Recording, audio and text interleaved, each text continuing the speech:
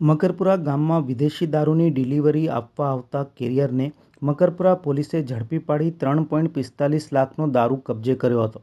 Makarpura police સ્ટેશનનો staff વિસ્તારમાં પેટ્રોલિંગમાં હતો તે દરમિયાન માહિતી મળી હતી કે મધ્યપ્રદેશ તરફથી એક પિકઅપ વાનમાં શાકભાજીની આડમાં વિદેશી દારૂનો જથ્થો વડોદરા મકરપુરા ગામ વિસ્તારમાં આવવાનો છે, જેથી પોલીસે ઉપરોક્ત સ્થળે વોચ ગોઠવી હતી.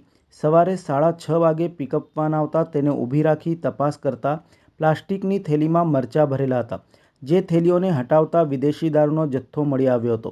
પિકઅપ વાનને મકરપુરા પોલીસ સ્ટેશને લઈ આવી ચેક કરતા બિયર અને દારૂની 1871 બોટલ કિંમત ₹3.45 લાખની મળી આવી હતી.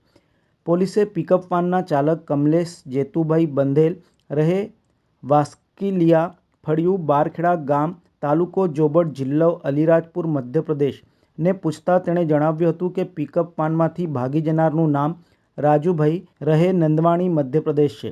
આ દારૂનો જથ્થો રાજુ તથા તેનો ભાઈ મધુ લાવ્યા હતા.